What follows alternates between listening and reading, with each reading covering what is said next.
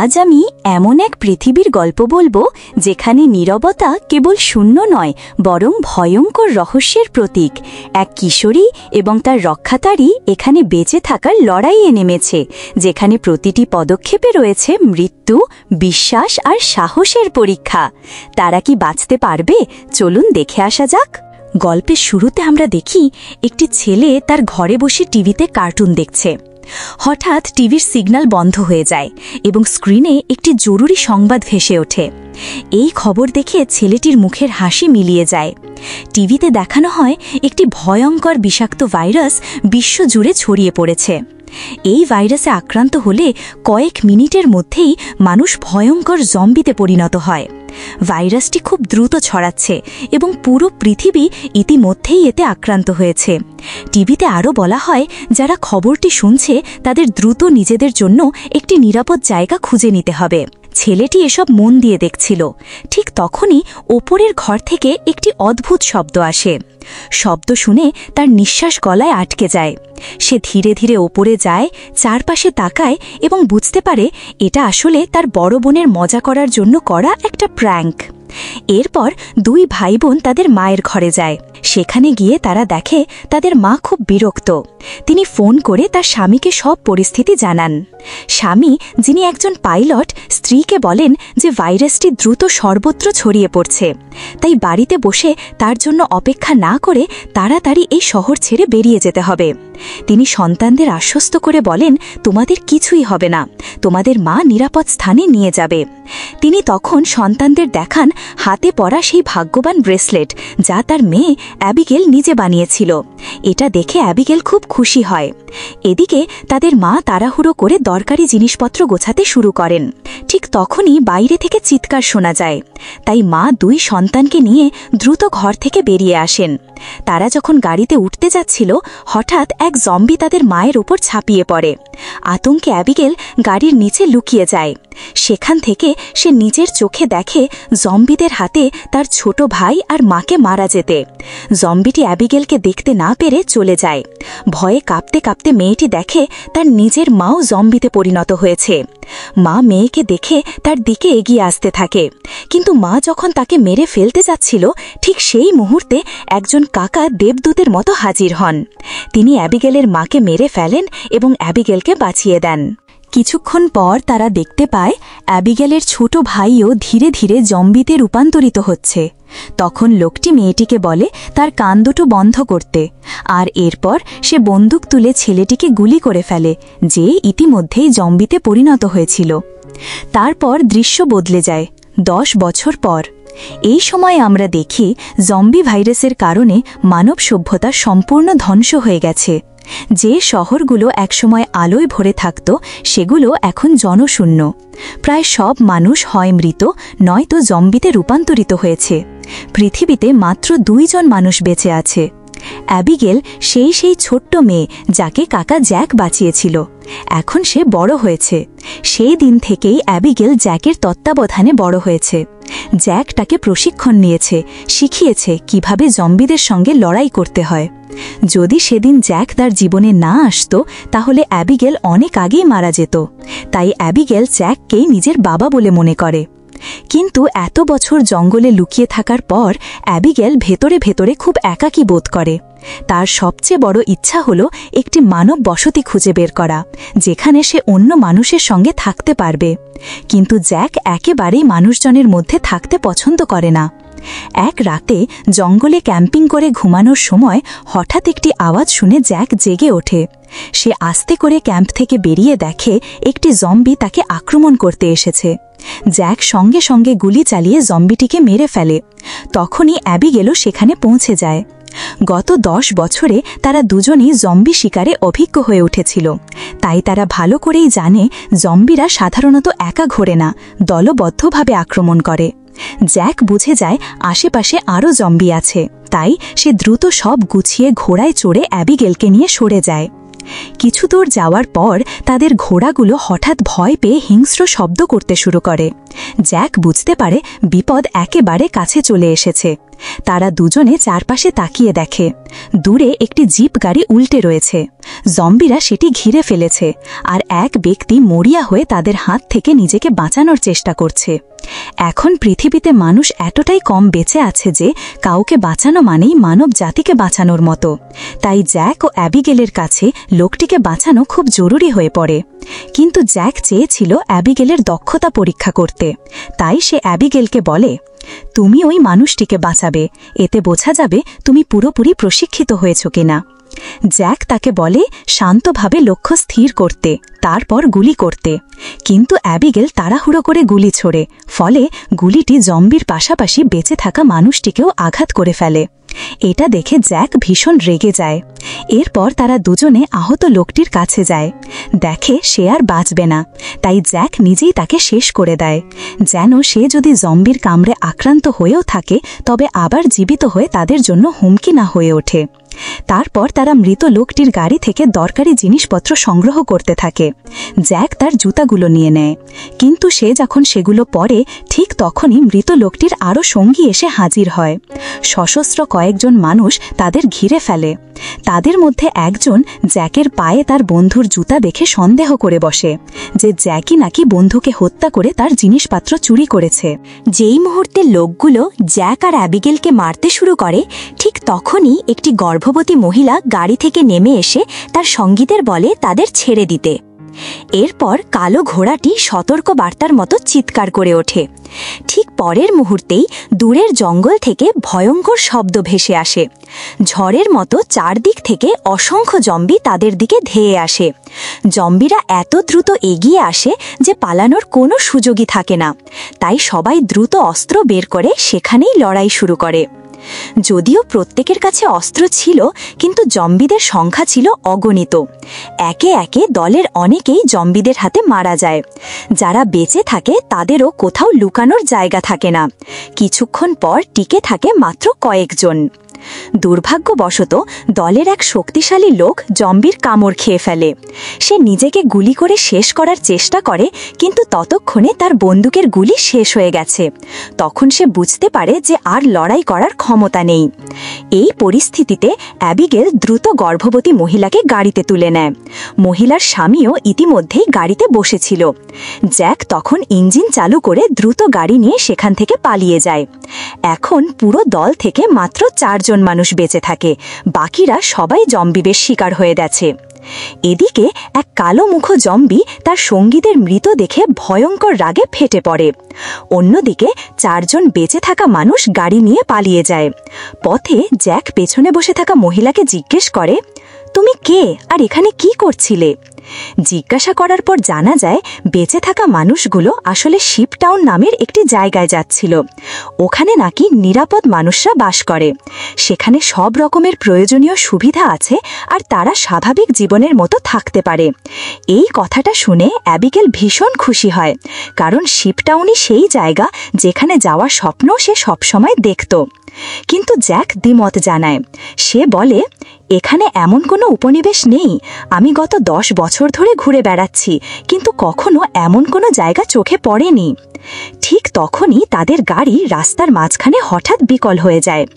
গর্ভবতী মহিলার স্বামী, যার নাম ডেভিড, তখন গাড়ি থেকে নেমে বলে, আমি একজন মেকানিক, আমি এটা ঠিক করতে পারবো। কিন্তু সরঞ্জামের অভাবে গাড়ি ঠিক করা যায় না। তাই তারা গাড়ি ফেলে রেখে পায়ে হেঁটে চলতে শুরু করে। কয়েক কিলোমিটার হেঁটে যাওয়ার পর তারা পৌঁছে যায় একটি নির্জন সমাজে। উঁচু উঁচু ভবন তখনও দাঁড়িয়ে আছে, কিন্তু চারপাশ জুড়ে শুধুই মৃত্যু আর নীরবতা। তারা প্রথমে সাবধানে চারপাশ খুঁজে দেখে। যখন তারা নিশ্চিত হয় যে আশেপাশে কোনো তাৎক্ষণিক বিপদ নেই, তখন তারা সেখানেই রাত কাটানোর সিদ্ধান্ত নেয়। রাতে তারা আগুন জ্বালিয়ে খাবার রান্না করে। অ্যাবিগেল শিপটাউন সম্পর্কে আরও জানার জন্য উদ্গ্রীব হয়ে ওঠে। তাই সে গর্ভবতী মহিলার সঙ্গে সেই জায়গা নিয়ে কথা বলতে শুরু করে। মহিলা তাকে বলে, আমরা ইতিমধ্যেই রেডিওর মাধ্যমে শিপটাউনের মানুষের সঙ্গে যোগাযোগ করেছি। এটা খুব সুন্দর একটা জায়গা, যেখানে আমরা স্বাধীনভাবে থাকতে পারব। এই কথা শুনে অ্যাবিগেলের চোখ আনন্দে ঝলমল করে ওঠে। অন্যদিকে জ্যাক বাইরে চারপাশে জাল বিছিয়ে দেয়, যাতে তারা ঘুমিয়ে পড়লেও সঙ্গে সঙ্গে বুঝতে পারে বিপদ ঘনিয়ে এসেছে।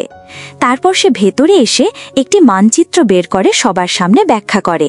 সে মেগান আর ডেভিডকে কিছুটা দূর পর্যন্ত নিয়ে যাবে, তারপর তারা দুজন আলাদা হয়ে যাবে। কিন্তু অ্যাবিগেল জ্যাকের এই সিদ্ধান্তে মোটেও খুশি হয় না। সে জ্যাকের কাছে গিয়ে তর্ক শুরু করে। সে বলে ডেভিড তার গর্ভবতী স্ত্রীকে একা নিরাপদে নিয়ে যেতে পারবে না, তাই আমাদেরও তাদের সঙ্গে যাওয়া উচিত। কিন্তু জ্যাক উত্তর দেয়, আমাদের বুদ্ধি দিয়ে কাজ করতে হবে। দেখো, যেখানে বেশি লোক থাকে সেখানে সব সময় বেশি বিপদ আসে। জ্যাকের এই সিদ্ধান্তে অ্যাবিগেল বিরক্ত হয়ে সেখান থেকে চলে যায়।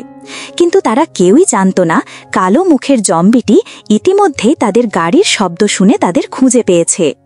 পরদিন সকালে অ্যাবিগেল ছাদে বসে তার শৈশবের ছবিগুলো দেখছিল।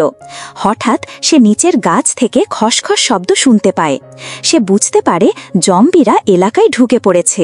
সবাইকে সতর্ক করার জন্য সে দৌড়ে নামতে শুরু করে, কিন্তু মাঝপথে একটি জম্বি তাকে তাড়া করে।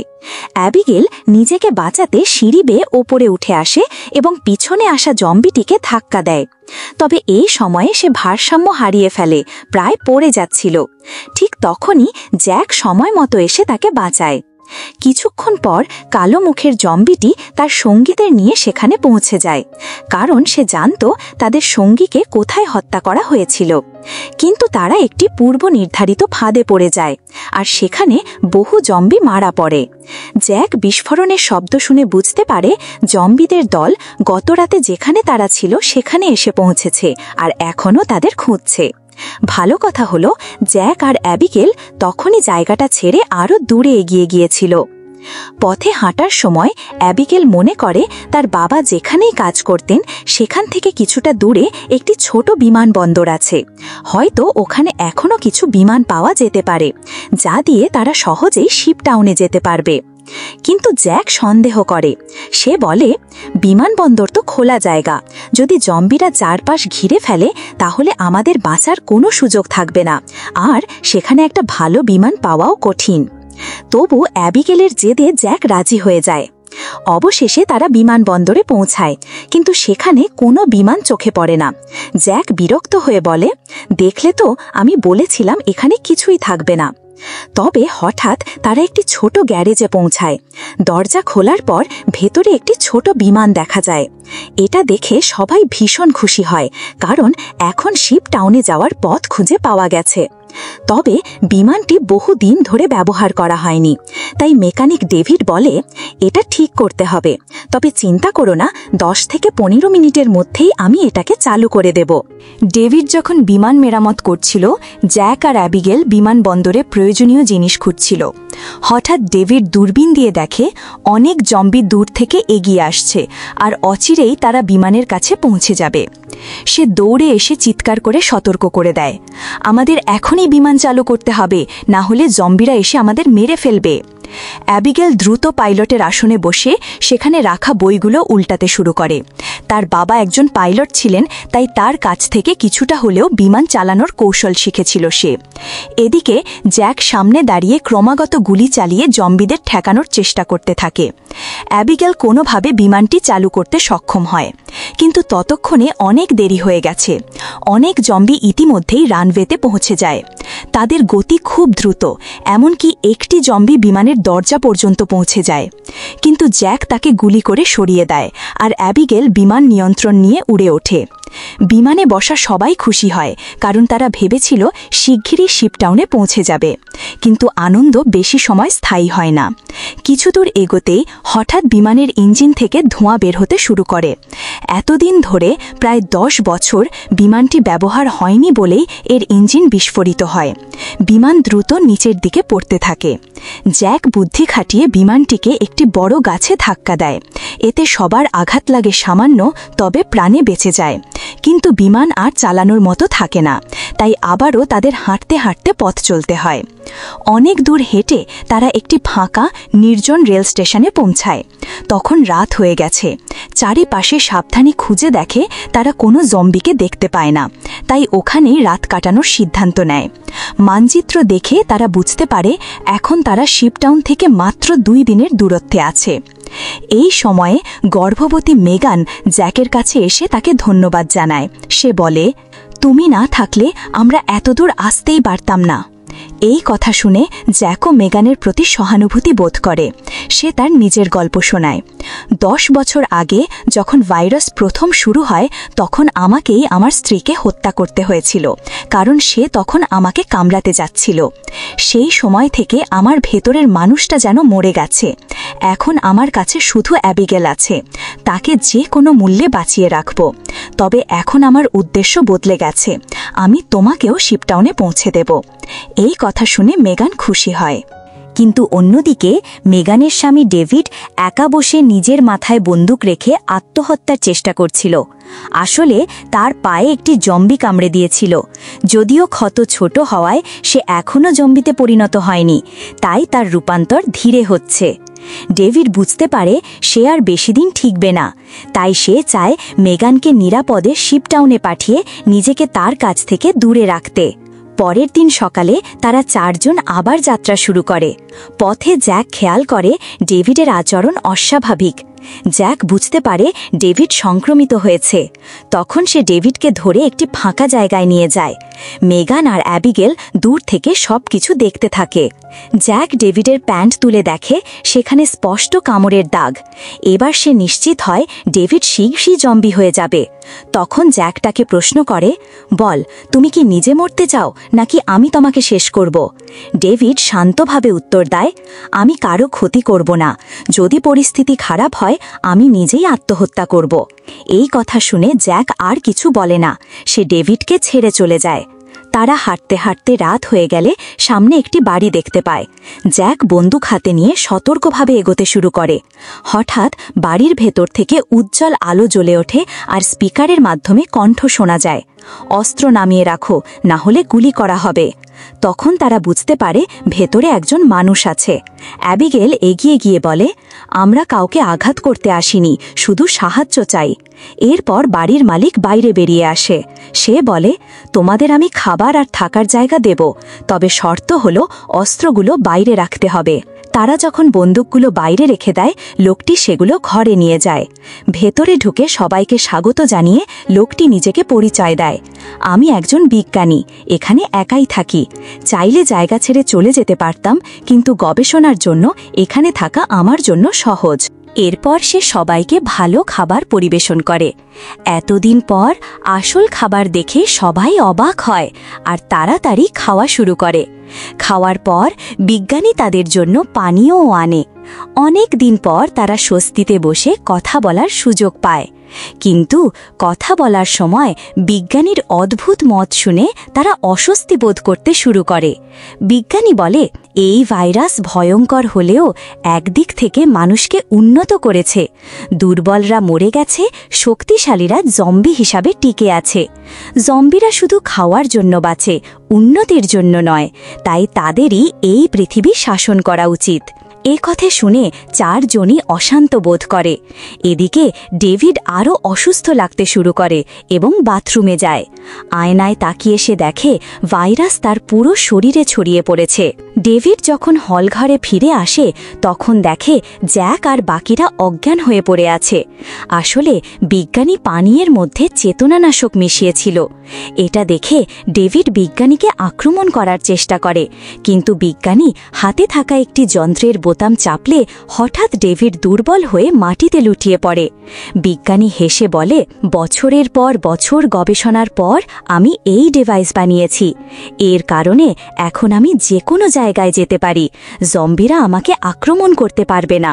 শুধু তাই নয়, এই যন্ত্র দিয়ে আমি জম্বিদের নিয়ন্ত্রণও করতে পারি। মানে এখন পুরো পৃথিবীর রাজা আমি হতে পারবো, আর সবাইকে আমার কথায় চলতে হবে। এরপর ডেভিডও জ্ঞান হারিয়ে ফেলে। ডেভিড যখন আবার জ্ঞান ফিরে পায় দেখে সে আর তার সঙ্গীরা বাধা অবস্থায় আছে। বিজ্ঞানী তাদের 4 জনের জীবনের ওপর পরীক্ষা চালানোর প্রস্তুতি নিচ্ছে। সব ঠিকঠাক করার পর বিজ্ঞানী বলে, তোমরা কি আমার স্ত্রীকে দেখতে চাও? তারপর সে তাদের সামনে তার স্ত্রীকে নিয়ে আসে। সে একজন জম্বি। খাঁচার ভেতরে তাকে আটকে রাখা হয়েছে, আর মানুষ ধরে এনে তাকে খাওয়ানো হতো। বিজ্ঞানী জানায়, স্ত্রীকে নিয়েই সে প্রথম পরীক্ষা শুরু করেছিল, আর তারপরেই এই যন্ত্র তৈরি করতে সক্ষম হয়েছে। বিজ্ঞানী যখন খাঁচার দরজা খোলে, তখন স্ত্রী প্রথমে তাকে আক্রমণ করতে চায়, কিন্তু সে যন্ত্র দিয়ে তাকে নিয়ন্ত্রণ করে বন্দীদের দিকে পাঠায়। জম্বি স্ত্রী জ্যাককে আক্রমণ করে, কিন্তু জ্যাক পিঠে লাথি মেরে তাকে ঠেকিয়ে দেয়। তারপর ডেভিড নিজের শরীরে জমে ওঠা ভাইরাসের শক্তি ব্যবহার করে দড়ি ছিঁড়ে মুক্ত হয় এবং তার সঙ্গীদেরও মুক্ত করে দেয়। বিপদ বুঝতে পেরে বিজ্ঞানী তৎক্ষণাৎ পালিয়ে যায়। 4 জন দ্রুত তাদের জিনিসপত্র নিয়ে বাইরে ছুটে যায়। ভাগ্যক্রমে তারা বিজ্ঞানীর গাড়ি খুঁজে পায় এবং বনে পালিয়ে যায়। কিন্তু বিজ্ঞানী হাল ছাড়তে প্রস্তুত নয়। তার যন্ত্র ব্যবহার করে সে জম্বিদের একটি দলকে তাদের পিছু লাগার নির্দেশ দেয়। জ্যাক গাড়ির গতি বাড়ায় এবং জম্বিদের পেছনে ফেলে দেয়, কিন্তু সামনের রাস্তা বন্ধ হওয়ায় তাদের আবার পায়ে হেঁটে চলতে হয়। কিছু দূর হেঁটার পর জম্বিরা আবার তাদের ধরা শুরু করে। ডেভিড বুঝতে পারে যে জম্বিতে রূপান্তরিত হওয়ার আগে তার আর বেশি সময় বাকি নেই। সে অন্যদের এগিয়ে যেতে বলে আর নিজে জম্বিদের থামাতে পিছনে থাকে। তার স্ত্রী তাকে যেতে দিতে চায় না, কিন্তু ডেভিড তাকে বলে, তোমাকে বেঁচে থাকতে হবে আমাদের সন্তানের জন্য। আমি সব করছি তাদের ভবিষ্যতের জন্য। ডেভিড সাহসের সাথে জম্বিদের সঙ্গে লড়াই করে, তাদের আটকে রাখে যতক্ষণে তার সঙ্গীরা পালাতে পারে। কিন্তু শেষ পর্যন্ত একটি জম্বি ডেভিডকে আক্রমণ করে হত্যা করে। জ্যাক মেগানকে কোলে তুলে নিরাপদ স্থানে নিয়ে যায়। অবশেষে তারা একটি মানব বসতিতে পৌঁছে। জম্বিরা পিছু নেওয়ার সঙ্গে সঙ্গে অ্যাবিগেল সাহায্যের জন্য চিৎকার করে। টাওয়ারের ওপর থাকা 2 প্রহরী তাদের দেখতে পায় এবং স্নাইপার দিয়ে জম্বিদের ওপর গুলি চালায়। শীঘ্রই তাদের জন্য একটি নৌকা আসে এবং 3 জনকেই নিরাপদে শিপ টাউনে পৌঁছে দেওয়া হয়। কালো মুখের জম্বি নেতা তার দলকে এগোতে বাধা দেয়, কারণ সামনে জল রয়েছে যা তারা পার হতে পারে না। ইতিমধ্যে মেগান প্রসব করতে যাচ্ছে এবং তাৎক্ষণিক চিকিৎসার প্রয়োজন। সৌভাগ্যবশত এখানে ডাক্তার ও হাসপাতালের সুবিধা আছে। পরের দিন সকালে তারা দেখে অনেক বড় জাহাজ একত্রিত হয়ে জলে ঘেরা একটি শহর তৈরি করেছে। জ্যাক অ্যাবিগেলকে বলে, আমাদের চলে যাওয়া উচিত, কিন্তু অ্যাবিগেল মানুষের মধ্যে থাকার আনন্দ উপভোগ করতে চায় এবং ঠিক সেখানেই থাকার সিদ্ধান্ত নেয়। এতে তাদের মধ্যে বড় তর্ক হয়। শীঘ্রই একজন ডাক্তার আসে এবং জানায় যে মেগান একটি কন্যা সন্তানের জন্ম দিয়েছে, কিন্তু অতিরিক্ত রক্তপাতের কারণে সে দীর্ঘ সময় বাঁচতে পারবে না। জ্যাকের মন ভেঙে যায়। সে দ্রুত মেগানের হাসপাতালের ঘরে যায়। দুর্বল এবং অসহায় মেগান তার মেয়েকে জ্যাকের হাতে তুলে দেয় এবং বলে, আমার মেয়েকে অ্যাবিগেলের মতো বড় করো। জ্যাক তার প্রয়াত স্ত্রীকে মনে করে এবং মেগানের মেয়েকে নিজের মেয়ে হিসাবে বড় করার সিদ্ধান্ত নেয়। এদিকে অ্যাবিগেল একটি সুদর্শন ছেলের সান্নিধ্য উপভোগ করছে। সে কখনো ভাবেনি যে এত মানুষ একত্রিত হয়ে মদ্যপান, নাচ এবং গান গাইবে। এখানে থাকার তার সংকল্প আরও দৃঢ় হয়। পরের মুহূর্তে সে দেখতে পায় সুদর্শন ছেলেটি একটি কেবিনে লুকিয়ে ঢুকছে এবং তাকে অনুসরণ করে। ভেতরে সে দেখে কেবিনটি তার এবং বোমায় ভরা, আর সেখানে একটি ওয়্যারলেস সুইচ ঝুলছে। সে সুইচ স্পর্শ করার সঙ্গে সঙ্গে ছেলেটি ছুটে এসে ব্যাখ্যা করে যে শিপ টাউনের নিচে বোমা পুঁতে রাখা হয়েছে। যদি এই জায়গা বিপদের মুখোমুখি হয়, মানুষ বাইরে থেকে এটি বিস্ফোরণ ঘটাতে পারবে। কিন্তু কেউ আশা করেনি যে সেই দিনটি এত তাড়াতাড়ি আসবে। ক্ষুব্ধ বিজ্ঞানীও সেখানে পৌঁছায়। তিনি দেখেন তার অনেক জম্বি মারা গেছে, যারা তাকে বিশ্ব শাসনের পরিকল্পনা করতে সাহায্য করতে পারত। তার নিয়ন্ত্রণ যন্ত্র ব্যবহার করে সে কালো মুখের জম্বি রাজার নেতৃত্ব গ্রহণ করে। বিজ্ঞানের সাহায্যে জম্বিরা জলের বাধা পেরিয়ে শিপ টাউনে আক্রমণ করতে সক্ষম হয়। একটি বিশাল দল জাহাজ প্লাবিত করে, অনেক মানুষ হত্যা করে এবং বিশৃঙ্খলা সৃষ্টি করে। জ্যাক আক্রমণের কথা জানতে পেরে মরিয়া হয়ে অ্যাবিগেলকে খুঁজতে শুরু করে। জম্বিদের সঙ্গে লড়াই করে, অবশেষে সে তাকে খুঁজে পায়। একই সময়ে বিজ্ঞানী এসে অ্যাবিগেলকে ঘুষি মেরে মাটিতে ফেলে দেয়।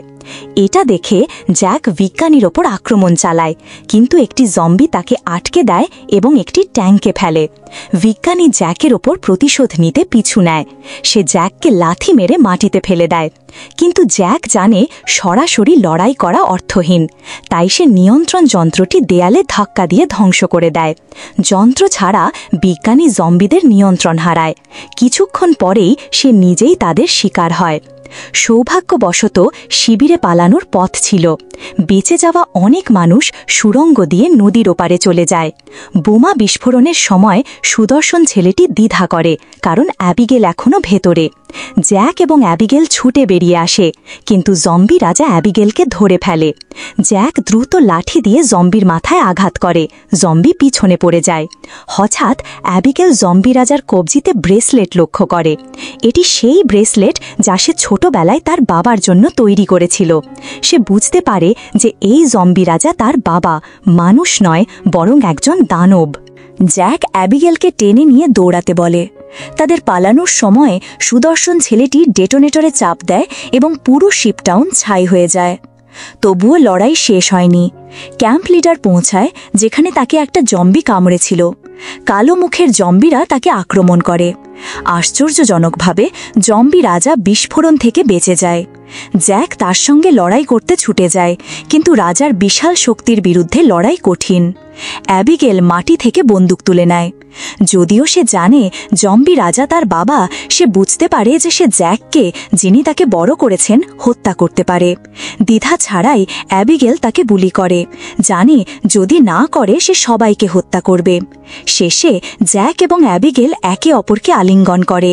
বেঁচে যাওয়া সবাইকে নিয়ে তারা দূরে একটা নির্জন দ্বীপের দিকে তাকায়। সেখানে তারা নতুন মানব বসতি গড়ার সিদ্ধান্ত নেয়। এভাবেই গল্পটি শেষ হয়। ভিডিওটি ভালো লাগলে চ্যানেলটিকে লাইক আর সাবস্ক্রাইব করে দিও, আর কমেন্টে জানাতে ভুলো না তুমি কোন ধরনের মুভি রিভিউ চাও। ধন্যবাদ, আবার দেখা হবে। বাই।